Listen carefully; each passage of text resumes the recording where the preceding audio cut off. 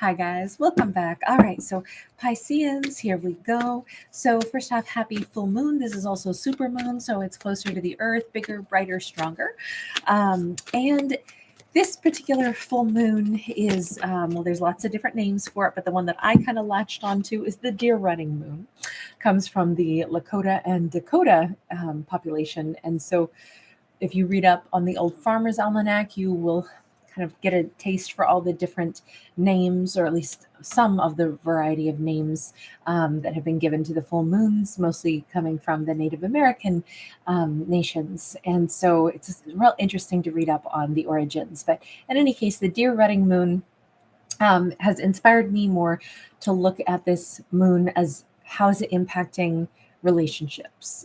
So with that in mind, full moons are really good for like bringing up, sorry, I was in the rain and now my hair's everywhere and it's itching my nose. This brings up things from the subconscious that maybe will be illuminated and then maybe released. So looking at it that way, let's just see where we go. We start with the Emperor. We have the Page of Wands, and then we also have the Four of Cups. Before I say anything, I want to get just a couple more cards here, because this starts out with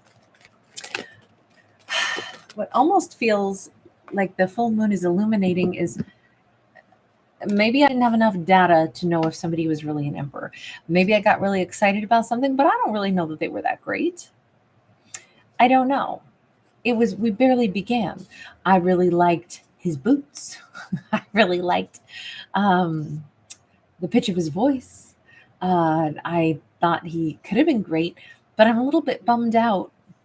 Or maybe I discovered that there was a little bit of an illusion. Maybe he wasn't an emperor. I don't know. We have a Page of Pentacles. We have a Nine of Cups. I liked the idea of thinking he was an emperor. Okay, I'm going to say that the thing that is coming to the surface during this full moon is I want to talk to that person some more to figure out who they are, because it makes me happy to think that they're wonderful. But in truth, I don't have enough data. And on one hand, I don't want to dismiss somebody who could be the most wonderful thing since sliced bread. On the other hand, I might be giving someone accolades that they don't deserve. Not everything that has great packaging is actually what it is inside, right? So I think that we have Pisces becoming aware that there's no reason to feel disappointed when we didn't have enough data to even know who the person was yet. Queen of Cups, Two of Pentacles, Queen of Wands. Good. We also have Pisces possibly shifting over and saying, and maybe I should think a little bit about what I'm bringing to the table. Maybe they should want to get to know me too, right? This should be a two-way street. I'm loving. I'm also freaking hot. I'm a Queen of Wands and a Queen of Cups. And I would want somebody who is as intrigued by me and wanting to get to know me as I would be intrigued by them. And if there is equal intrigue, then probably we'll both put in the effort to get to know each other. But if someone didn't put the effort in to get to know our Pisces, I'm going to be that mean auntie or big sister or best friend that nobody wants but everybody needs, which is, I'm going to say, honey, if they were not trying to get to know you, then they don't have the right to be in your head and heart space, making you think that you missed out on something great. I'm that friend or that family member or over bossy auntie that is still going to sock it to them straight and be like, darling, you're a freaking catch. They should be climbing over rocks to get a chance to get to know you. They should be want to make eye contact with you too. If somebody didn't put in that much effort, don't even think, oh, but they're so great, they're an emperor and I wasn't intriguing enough to captivate them. Heck no, I'm team Pisces all day. Well, honestly, I'm team equality. I just think it has to be mutual attraction. And if there's not, then we didn't miss out on anything, because they maybe we're not their type. Maybe they don't have good taste. maybe there's nothing to be sad about here. If somebody didn't try knocking down the door, if somebody didn't try, picking up what Pisces was putting down, if Pisces, was open to flirting with them and they didn't pick up on that, I mean, on one hand, maybe they're very shy.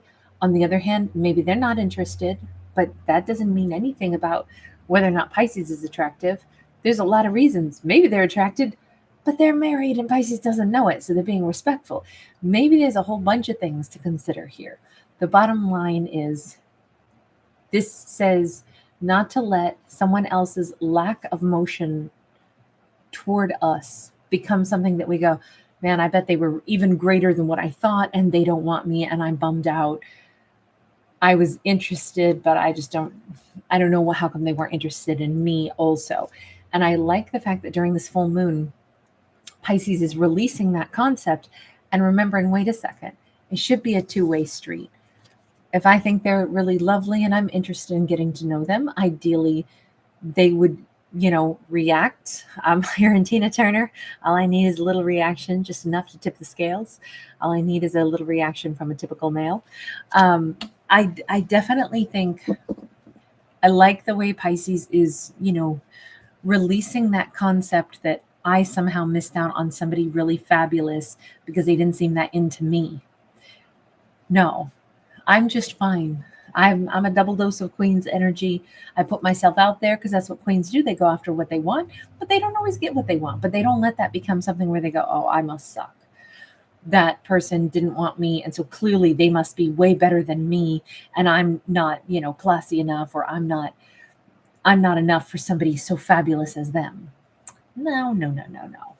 That's no queen says because I didn't get the job, that must mean I suck. I'm not good enough to work for the company. Kings, queens, empresses, what they know is that I'm not going to be everybody's cup of tea. I'm not going to be the person that everyone will hire. I'm not going to be the person that everyone will date. That's no knock against me or my value. It's just that we all have a different palate, a taste, and then there's a lot of other things behind the scene. Just because somebody doesn't pick us doesn't mean they're not attracted to us or don't wish that they could pick us. We got the Eight of Wands, we got the Devil. I can see that Pisces knows this already, but they just had that wobble and that falter where they were kind of slipping back into this thought process where they devalue themselves and think that they're not enough. That might be something that Pisces is like, that's right. I knew I needed to work on that part of myself. Sometimes I do that to me. I've done this before where I tell myself like a negative perception of myself and I kind of knock myself.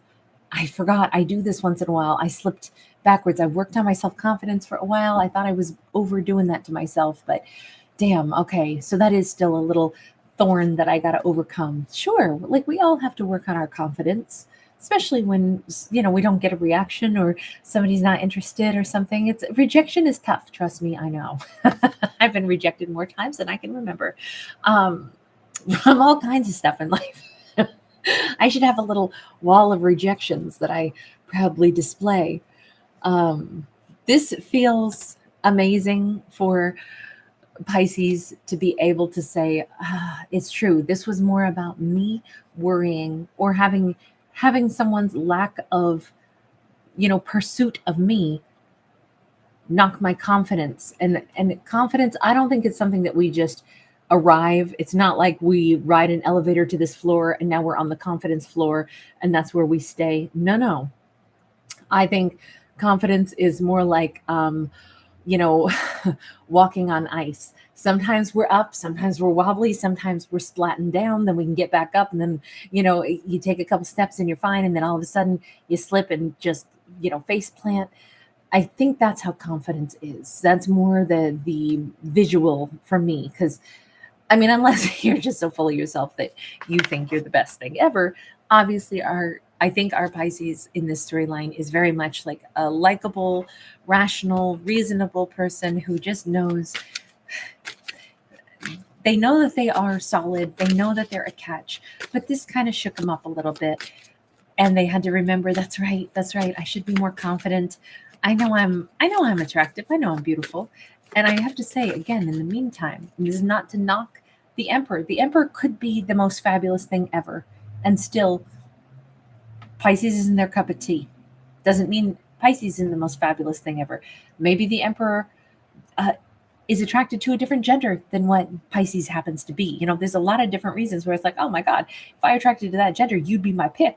But I'm not. That's no insult. That's just preference, right? So all of this comes across like we never want to lower ourselves just because we're not getting the reaction out of somebody. And we definitely don't want to put somebody else up on a pedestal when we don't really know, would we have been a great match anyway? The Sun, the Queen of Swords in the reverse. I don't think that there's anything that we're going to find out about this Emperor. I think this is all about Pisces. I think the big thing is what's coming up with this full moon for Pisces is they're actually happy again. They really are. And if anything, Pisces might know where that negative voice comes from in their head.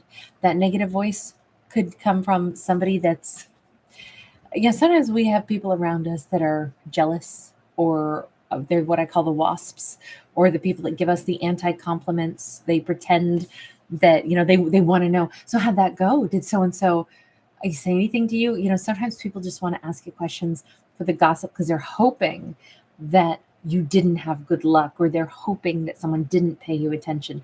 And I'm wondering if Pisces can now chuckle about that and be like, if this represents a person in their life, this person's extremely jealous of Pisces, and they might have even been the ones who subtly sowed the seeds in Pisces' mind that, oh, that Emperor, they're really great. They're probably out of your league. Bull. Nobody's out of Pisces' league. I'm going to say that right now. I'm going to say it with confidence. Nobody is out of anybody else's league ever. We all have equal worth and value. We might not all be like on the same program. We might not all be like wanting the same things at the same time in life because we're in different stages of learning or different stages of, what we find, the most valuable thing in our lives right now. But we all have equal worth and value. Nobody's above anybody else. But I feel like I think Pisces is like acknowledging a couple things all at once during this full moon. Number one, who knows? We don't know what that Emperor thought or didn't think of Pisces. They could have been confusing. They could have given some, attraction symbols and then kind of confused Pisces by not making a move. Pisces was disappointed and even started to feel bad about it. Now we have Pisces realizing that is no way for me to talk to myself. That's ridiculous. I know I'm worthy. But now we also can see Pisces has figured out where that tendency toward self-judgment comes from. And it could have actually come from an external source. It could have come from whomever the Queen of Swords is.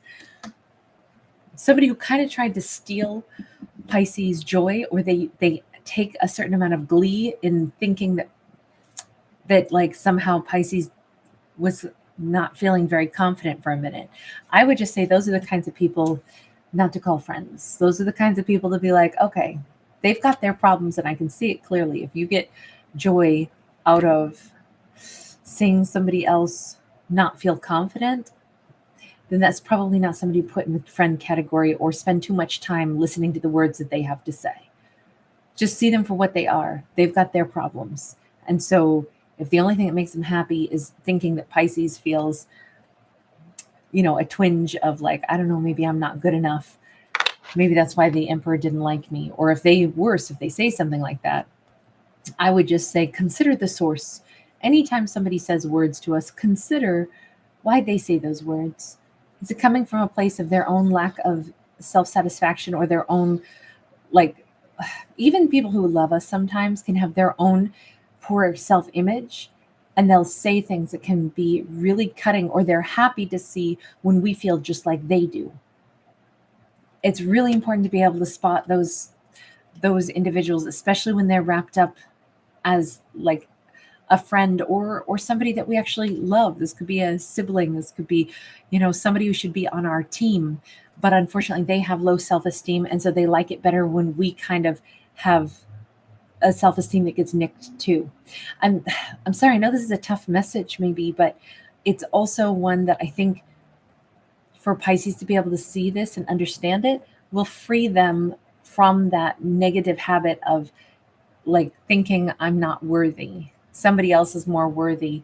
And especially if there's somebody around Pisces, it like reinforces that. I personally don't think that that's great. That's just me being protective of Pisces right now and wanting the best for them. So forgive me because I have my own agenda here too, which is I don't like anybody to walk around feeling that way. Can we see anything here about the Emperor? I do just have to ask. Ten of Wands and Hierophant, that Emperor, they had their own heavy, heavy burden to carry. Pisces may yet hear from this Emperor, but this Emperor has their own thing that they're dealing with. If there was a person that Pisces liked, but this Emperor wasn't really pursuing Pisces except minimally, it says it's because they had their own hurts that they were maybe drowning in. This is a very heavy burden to carry. This is a big thing that they had to make peace with. They were just trying to get in touch with their own crown chakra. They were just trying to unburden some of the things that they've been carrying. So they may not have been in a headspace or a heart space for romance, not because Pisces isn't wonderful or because they don't love. Heck, they might want to marry Pisces later. But for the moment, the only reason they're not approaching Pisces or pursuing things with Pisces is because they have their own issues that they're trying to cope with as well. It's so good to remember that everybody has their own burdens. And if we look closely, that's really what this message was. We had a Queen of Swords who has her own problems. We had that Emperor who had his own problems. And for a minute, we saw Pisces having their own problems because they were imagining that other people's reactions to them somehow had to do with Pisces' own value, and it doesn't. I think that's kind of a really nice eye-opening message and a great one for a full moon, because full moons ideally will bring things up that we need to bring into the light so we can release them and live a happier life. So I actually loved this one. You guys, thanks for being here. Thanks for giving it a thumbs up and subscribing. Lots of love.